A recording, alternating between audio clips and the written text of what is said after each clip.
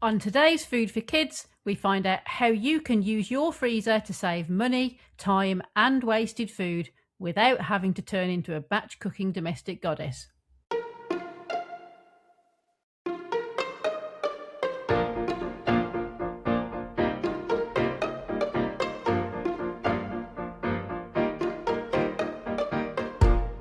Hello, and welcome to the Food for Kids podcast. I'm Joanne from The Foodies. In today's episode, we're talking about how you can use your freezer to reduce stress and save money, but without having to turn into some kind of batch cooking diva. My guest today is Kate Hall from The Full Freezer. Kate helps busy parents to reduce food waste and cook from scratch more often by using their home freezers more effectively. She created a brilliant approach to freezing called the Full Freezer method, and it's a different take to more traditional ways because unlike batch cooking, it's completely flexible and allows families to easily enjoy a wide variety of meals without having to plan diligently ahead. Kate's even published a book on using the freezer more effectively, and she's written 2 delightful children's picture books to encourage young children to think about food waste too. She also has a membership and a huge following online, and that's enabled her to help literally thousands of families to get to grips with their freezer. Kate has been featured on national television and magazines and works with lots of big brands to help ordinary families to save money and reduce their food waste. In this episode, we talk through the principles of her method and how you can use it too. I hope you'll enjoy it as much as I enjoyed talking to her. So let's get to the interview. So, Kate, could you please just tell us what it is that you do? I help busy parents to reduce their food waste and to cook from scratch more often by using their freezers more effectively. So it's not batch cooking. It is all about freezing individual items of food so that you can avoid them going into the food waste bin and so that they are there to cook when you want to use them. I essentially ended up doing this because I faced that challenge in my own home of the frustration of keeping on buying things in and thinking, yeah, this week it's going to happen, because I used to be a batch cook. Before I had my second child, I was all about the batch cooking. And then when he came along and I had a newborn and a toddler, I kept on doing that thing of continuing to buy foods with those good intentions that this week I was going to do that batch cook, and it just never quite happened. Yeah, the logistics of 2 is definitely different to 1, isn't it? Completely different. And I think even where I might have found a window of time, I no longer had the same motivation to spend that time cooking in the way I had in the past. So I just got really frustrated with the amount of food that I was wasting and the amount that we ended up leaning on convenience foods and takeaways and everything. And, buying the good stuff, throwing it away because it had gone off, and then buying the convenience foods. We were wasting so much money as well. It was really frustrating. And I just had this light bulb moment where I was like, hang on a minute, if I can freeze a meal, surely I can freeze individual items of food. And from that, I did a lot of reading and researching and a lot of experimenting, and just found what worked for us really, and put together a system that allows me to keep organized and to enjoy a lot of variety with our family without having all of that waste that usually comes with the whole process of cooking from scratch. So for somebody who hasn't come across your content before, you said that it isn't batch cooking and it's more ingredients. So what would that look like on a normal week? What sort of things would you freeze or eat from the freezer? So I can take tonight as an example. So we have had a pasta dish, just a simple tomato veg pasta with chorizo and some chicken. And this was a dish that has been done pretty much completely from the freezer. So I have used onions from the freezer, courgettes, mushroom, peppers. The chorizo was from the freezer, and the roast chicken was cooked already from the freezer. And everything was basically just cooked up with a couple of cubes of red wine from the freezer and a tin of tomatoes and tomato puree from the freezer as well. So I think the only things that weren't from the freezer was the pasta and the tin of tomatoes, which I could have had some in my freezer if I'd had some left over. In fact, the leftovers, so that's where it links up, is that I only used half a tin of tomatoes. So I froze the other half of the tin. I flat froze those in a compostable freezer bag so that when we next need half a tin of tomatoes, I can just grab those out of the freezer, pop them in a dish to defrost of some cold water, and then that can go straight into the meal we're cooking. So the way it tends to work is this process of, there will be some nights where I cook from scratch. And when I'm cooking from scratch, if I've got a pack of 3 onions, if I'm going to chop up 1, I might as well chop up 3. So I'll chop up the 3, 1 will go in the pan, 2 will go in the freezer. Sometimes it'll be, if I'm chopping it anyway, I might as well do it all. Sometimes it's a bit more of a, oh, that's been in the fridge for a couple of days. You know, those peppers, they're not going to last much longer. Let's chop those up and get them in the freezer. So it's just this kind of ongoing flow of things going in, things coming out. So a lot of people, if they follow me on Instagram, they're a bit like, how big is your freezer? You're always putting things in your freezer. Like, your freezer must be enormous. And I'm lucky, I've got 2 tall freezers, but the food that's going in, there's constantly food coming out as well. Usually people freeze things and they literally just put it in and it's cold storage. Yeah, I mean, that's the key, is it? You don't find things 12 months later that's completely freezer burned and you can't even recognize it. It's got no label. And that's it. Yeah, my method is much more about using your freezer in the same way that you use your fridge, and just seeing that it's going to give you more time. It's a pause button, basically. Things like, I always used to waste pesto. I'd use a tablespoon and then it would go in the fridge and I would forget about it. And when I went back to it, I was like, I don't know how long this has been open for. Yeah, you know, it's growing mold, and you think, oh, not again.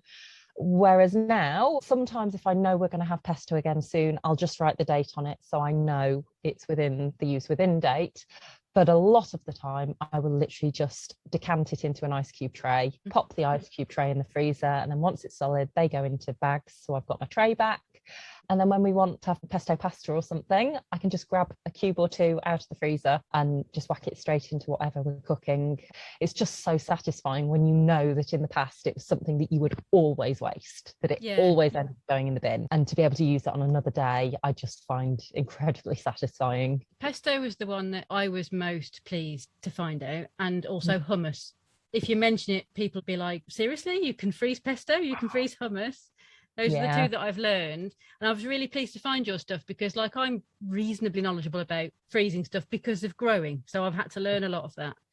But quite a lot of the things that I've seen you do on your videos, I've gone, oh, you can freeze that, or you can freeze it in that form. You know, I would freeze it at the raw stage, but not the cooked stage, or the cooked stage, but not the raw stage, or, you know, a whole portion, whereas you do just literally a spoonful of something. And so that's been a real education. I think that's the thing that I love about it, is that I have connected with people who are really experienced with using their freezers. And like, I learned from my mum, who had been batch cooking for 35 years, and she's now turning around to me and going, oh, can I freeze this, you know, whatever. And it's just so much fun when I get a text message from her and she's like, I've just frozen some kidney beans. I only needed half a tin, just frozen the leftovers. And it is, like you say, I mean, she's got an allotment and she grows her own food. If you've got your own fruit or veg, then you take the steps to learn how to preserve it so that you've not wasted all of that effort that you've put in. Yeah. But stopping to think about freezing half a tin of something that you've opened, I don't know, it's engaging a different perspective towards the freezer. I like your description of it as the pause button. I think that's a really good way to describe it. I've made this meal. Here's the ingredients that are left over. I'm going to press pause on them until I can think about what to do with them, rather than having them in the fridge and having to try and work out what to do with them if they're not on the meal plan for this week. It's a really good way to describe it.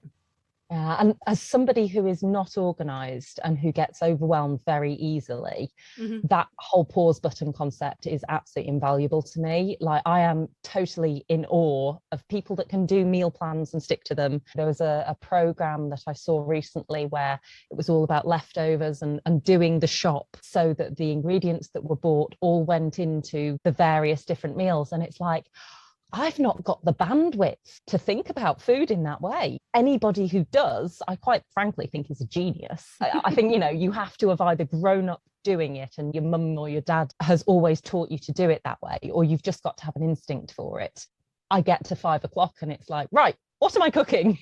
What am I making? And so for me, knowing how to defrost things quickly and just getting a sense of a lot of the basics, you're kind of like things like throwing together a pasta sauce. I know for some people that would be overwhelming, but when you've got all of the ingredients prepared and you're just having to put things in a frying pan and fry them up, all of a sudden I think it becomes a bit less intimidating. So that's something, I mean, it's been really helpful for us as well. Like my husband in the past would never cook, but if he knows that he just can go in and grab a handful of onions or a handful of peppers, all of a sudden he's like, oh, okay, I suppose I could do that. I suppose I could put that together. And, in the past, he never ever would have done it. It was far too stressful for him. So, yeah. I think having those prepped things makes a big difference, doesn't it? Because the version of meal prep that I do is mostly for lunches rather than the evening meals. So I will cook a tray of roasted vegetables at the weekend, and I'll do some grains and things like that for my own lunches. And then we chop up raw vegetables and fruit for everybody who goes out of the house for their lunches. And I find I'm much more likely to eat a healthy lunch if I'm literally picking up a spoon of roasted vegetables, a spoon of chickpeas, a spoon of some kind of grain, wrapping it in a wrap, squirting some sriracha on top. That's a great meal. But if I was having to stop and fry the onions and fry the peppers, there's no way that I would do that. So it's just a different level of that, isn't it, with the raw and cooked ingredients in the freezer? It will work for different people in different ways. The freezer stash approach wouldn't work for your lunches necessarily, because you'd still be like, oh, can I be bothered to get a frying pan out now, or can I be bothered to put things in the oven? But it is the sort of thing that if you're at home anyway and you're like, the sweet potato wedges, like I know you can buy things pre-prepped, but I will buy and blanch my own sweet potato and everything. And knowing that I can just grab a handful out and whack them in the oven does make it a lot easier. Even things like if I was doing an omelette or something, having some chives chopped up in the freezer, it just gives your food that little extra dimension where you're like, oh, well, I couldn't be bothered before because I was going to have to cook something. It was going to take effort and it was going to be a bit rubbish. Whereas if I know that I'm actually going to enjoy it, it'll still take a few minutes to throw it together, but I know it's going to be worth that couple of minutes, and I'm not having to get a chopping board out or do any washing up aside from a pan. It's a lot more special, but only a bit more effort, which is a good return. Yeah. I love the fact that it separates the preparation from the cooking. So I think a lot of the time, especially when you are the person that does all the cooking in the house, it's very easy for anybody who's not doing that job to overlook the fact that you have to plan and shop and do the prep, and then you cook, and then there's clearing up to do. And it's like, it's not just cooking. There's so much mental load that goes alongside it. It is exhausting. So I will sometimes shove a chopping board in front of my husband with a load of peppers and just be like, cut these up. That's all I need you to do. Just cut these up. Then I think it makes it a lot easier to delegate those tasks as well, because you're not asking someone else to cook the dinner. You're just asking them to do one job. As my kids get older, I'm definitely going to be instilling that in them. You do the carrots, you do the peppers, I'll do the onions, and we'll be done in no time at all. I like your idea of, while you're doing something, just do a couple of extra on the moments that you've got the bandwidth to do that. So I would do that with buying a bag of potatoes. You buy a 2.5 kilo bag, but this week you're only eating them once. So why not peel them all, or mash, or whatever it is you're going to do with them, turn them into something and put them in the freezer at the same time, cooked or raw. Absolutely. I completely agree with that. If I'm doing a Sunday roast, I will do the roast potatoes and I'll do a whole bag of potatoes.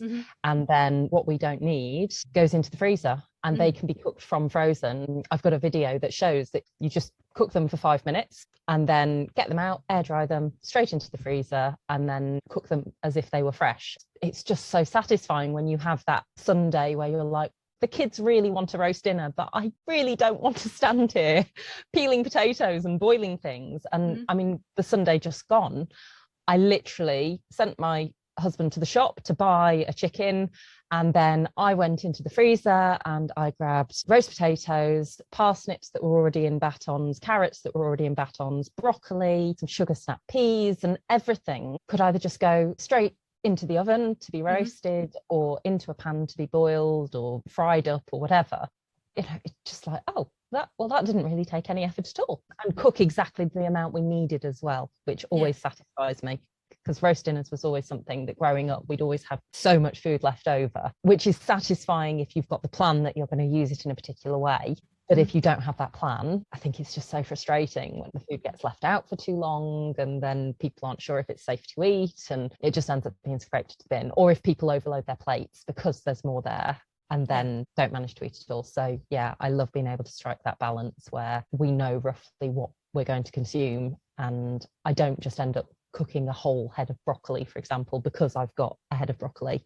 I will literally cook like 6 pieces, because I know it's not worth me doing more than 1 piece for each child, because they're not going to eat it anyway. So as long as I can expose them to it, then, you know, it's served its purpose really, but I've not had to dish the whole load up. The rest would go into the freezer raw or blanched? I'd blanch broccoli just because it brings the colour out, and it really helps preserve it better. But a lot of things you can just chuck in without blanching as well. So a stress-free second roast dinner then after the first one?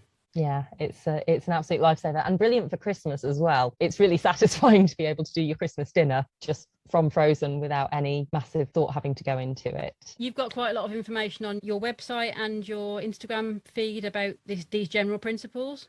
Absolutely. I share lots of sort of hints and tips and everything. I also have a secondary Instagram called @Can I Freeze It. It is purely 20 to 40-second videos, and each one focuses on a different item of food and just shows you the fact that yes, you can freeze it. This is how you should store it in the freezer, and these are some ideas of how you can use it. And then if you read the caption that goes along with it, I give a bit more information about ideal amounts of time to keep things in the freezer for, and any extra information that's important to that particular food. So yeah, I really pull it all together that way. I'll link to all of those things in the show notes. Thank you so much, Jo. It's been lovely. I hope you enjoyed that as much as I did. I think her method of focusing on unused or partially left over ingredients instead of a batch meal is a really helpful alternative approach, and assembling things is much easier when you've already got portioned or par-cooked items to hand. I'm pretty experienced with freezing myself because of my big veg patch, but I have learned a lot of things from Kate about random items you can freeze and then pull out later to make up a meal. If this has made you want to get to grips with your freezer too, then I've put all of Kate's links in the show notes, so go check her out, and I do recommend following her on Instagram because she puts lots of really practical advice out there. If you have a local school who might like her children's books about reducing food waste for their eco committee or their library, then I'll link to those books too. Kate is also a regular freezer expert on our monthly slots on how to store and use up different foods. So each time you'll find a short snippet from Kate on how that particular food group can be frozen. So look out for those too. Thanks for listening today. I hope you found it useful. I hope to see you on the next episode. And in the meantime, happy eating.